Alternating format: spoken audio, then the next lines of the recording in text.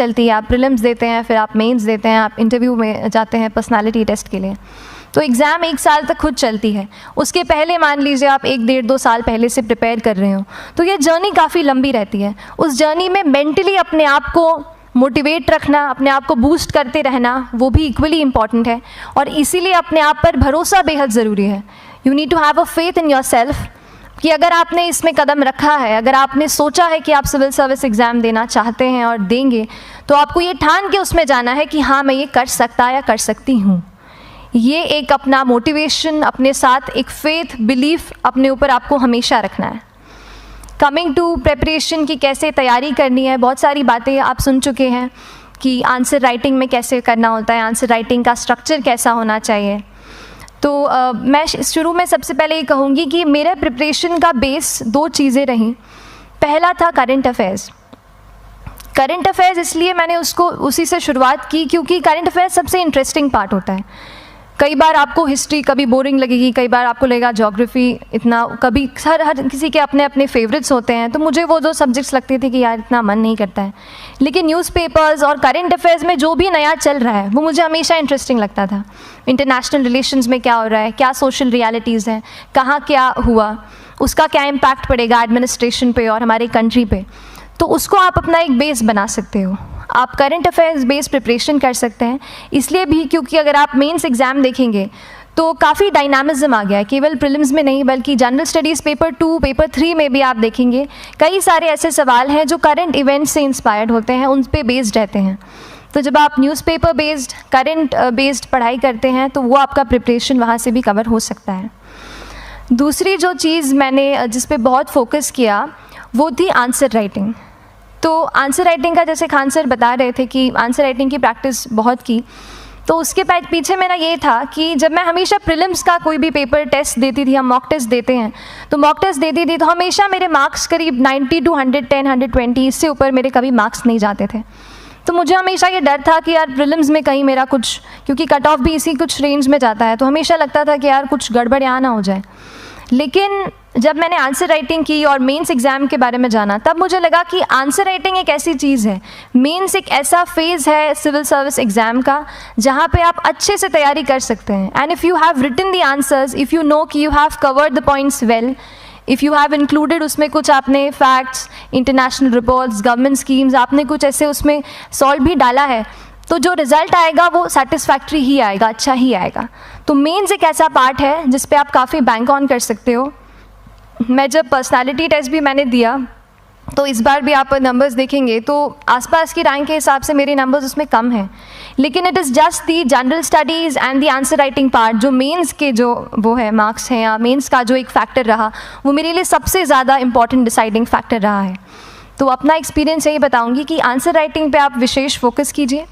जैसा स्ट्रक्चर आपको बता ही चुके हैं कि इंट्रोडक्शन में कैसे आपको शॉर्ट रखना है, बॉडी एंड देन कंक्लूजन, उसमें छोटी चीज़ जैसे मैं अभी मेंशन कर रही थी, आप एक इंश्योर कीजिए कि देखिए जो भी एग्जामिनर आपकी कॉपी चेक कर रहे हैं वो दिन में 10, 15, 20 कॉपीज़ चेक कर रहे हैं, तो उन सब से आपको अलग कैसे आप अपनी कॉपी दिखा सकते हो, ये चीज़ आपका प्रेजेंटेशन और आप जिस तरीके से आंसर लिखते हो कंटेंट को, वो मैटर करेगा।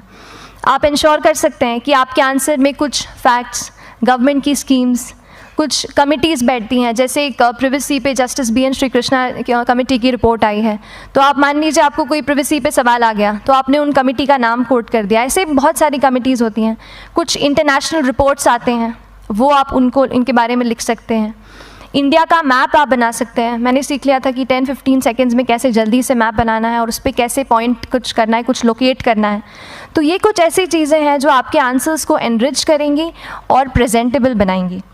तो इस तरीके से आंसर्स पे जैसे हम क्लास करते हैं, लेकिन उसके साथ साथ आपको ये कोशिश करनी है कि 1 से 2 आंसर पर डे आपको ज़रूर लिखने ही लिखने हैं, apart from the test series that you are doing.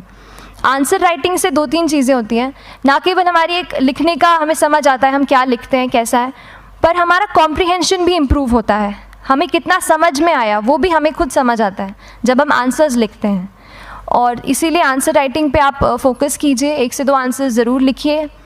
और आंसर राइटिंग के बाद the third pillar of my preparation जो काफ़ी इंपॉर्टेंट जिसने रोल प्ले किया, that was tests and test series and mocks. देखिए, हम पढ़ रहे हैं यहाँ पर, I will also come to the point कि हम कैसे दिल्ली, भोपाल और इंदौर में प्रिपेयर करके बिना दिल्ली जाए हम कैसे कर सकते हैं, I will come to that point. पर उसके पहले टेस्ट की थोड़ी बात कर लेती हूँ कि टेस्ट देना क्यों ज़रूरी है। हम ये जो एग्ज़ाम दे रहे हैं सिविल सर्विस की, ये एक ऑल इंडिया लेवल एग्ज़ाम है and this cut throat competition. तो उसके लिए आप केवल पढ़ते रहें, सारी बुक्स, मटेरियल्स, स्टैंडर्ड, ये करंट का सब पढ़ लें, लेकिन अगर आप ये नहीं जज कर पाए कि आपका क्या लेवल है at an all India level, तो चीज़ें समझ में आप नहीं, मतलब आप आगे नहीं बढ़ पाएंगे या सही डायरेक्शन नहीं पकड़ पाएंगे। तो इसलिए आप टेस्ट से घबराइए मत। कई बार टेस्ट का इनर्शिया होता है, ऐसे लगता है कि जब तक पूरा सिलेबस कंप्लीट नहीं कर लूँ तब तक टेस्ट नहीं दूंगा। लेकिन सच में बात ये होती है कि जब तक हम जीएस के मतलब पेपर देने अंदर भी घुसते हैं ना, तब भी उस सेकंड पे लग रहा होता है कि कुछ छूट गया है हमारा। तो ये चीज़ होगी ही, इसीलिए ये मैं कभी मत सोचिए कि जब तक पूरा सिलेबस नहीं कर लूँ टेस्ट नहीं दूंगा। जैसे आपका एक थोड़ा बेस बन जाता है प्रिपरेशन का, आप टेस्ट दीजिए, चाहे वो प्रीलिम्स का एमसीक्यू का टेस्ट हो या मेंस का राइटिंग स्किल की प्रैक्टिस हो, टेस्ट पे आप फोकस कीजिए। उसके बाद टेस्ट केवल देने के लिए नहीं देना है, उसको एनालाइज भी अच्छे से करना है। When you get the answer hints, when you get the answer keys, analyse properly कि आपकी क्या गलती हुई है और उससे भी सीखने की कोशिश कीजिए कि क्या कुछ नया मुझे इस टेस्ट पेपर से या इस आंसर कॉपी से मिल सकता है। तो इस तरह से टेस्ट पे भी आप फोकस कीजिए। And I will come lastly to the point कि जब मैंने प्रिपरेशन शुरू की थी अपने कॉलेज के सेकेंड ईयर थर्ड ईयर आते आते, तो मन में बहुत सारे फियर्स थे। मैं भी एक नॉर्मल फैमिली से हूँ, मेरे फैमिली में किसी ने आज तक सिविल सर्विस का पेपर भी नहीं लिखा था। तो मन में बहुत सारे फियर्स थे, डाउट्स थे, क्या होगा, कैसे होगा। तो हो सकता है आपके मन में भी ऐसा हो। और हम जैसे यहाँ रहते हैं, हम सोचते हैं कि दिल्ली जाना तो सबसे ज़रूरी है, उसके बिना तो ये एग्ज़ाम हो ही नहीं सकती। तो उस पर मैं एक चीज़ बताना चाहूँगी कि जैसे KSG जैसे इंस्टीट्यूट हैं, जो फैकल्टी भी हमें वही मिलती है जो दिल्ली में पढ़ा रहे हैं। तो ये एक बहुत पॉजिटिव पॉइंट है कि क्वालिटी का कोई दिक्कत नहीं आएगी। बस एक चीज़ है, आप ज्वाइन करते हैं class, that will only provide you a direction. वो आपका रास्ता दिखा सकते हैं आपको कि इस रास्ते पर आपको चलना है, लेकिन चलना उस रास्ते पे आपको खुद है। You have to work on your own. कभी ये मत सोचिए कि मैं वहाँ नहीं जा पा रहा हूँ तो नहीं हो सकता, यहाँ है तो हम एक्सक्यूज़ेस बनाते हैं। कई बार चैलेंजेस आते हैं। तो मैंने कॉलेज के साथ प्रिपरेशन की, तो उसमें भी काफ़ी दिक्कत आती थी। कभी कभार कॉलेज की एग्ज़ाम होती थी तो इसमें मैं अपना उतना वक्त नहीं दे पाती थी। तो उस मोमेंट पे फिर प्लानिंग ने मुझे बहुत हेल्प किया कि हम किस तरीके से अपने कॉलेज के एग्ज़ाम के लिए प्लान कर लें। जैसे मैंने इंजीनियरिंग की है और मुझे पता है कि हम इंजीनियर्स 1 महीने से ज़्यादा पहले से पढ़ते नहीं हैं। पढ़ते हैं क्या? तो वो चीज़ आप ध्यान रख सकते हो, उसको अपना स्ट्रॉन्ग पॉइंट बना सकते हो। 1 से 1.5 महीना जब exam is approaching, I use to plan my entire syllabus का प्रिंट आउट निकाल के I use to make my notes. उस तरीके से उसको मैं उसको संभाल लेती थी। तो whenever you are managing those things together, focus on planning. किस तरीके से आप एक माइक्रो प्लान बनाएं, अपना डेली एक प्लान बनाएं, वीकली टारगेट सेट करें और एक ब्रॉड विजन दिमाग में रखें कि ब्रॉडली आप मंथ्स में क्या कवर करने वाले हैं। अगर आप प्लानिंग अच्छे से करते हैं तो ज़्यादातर पोर्शन आपका वहीं से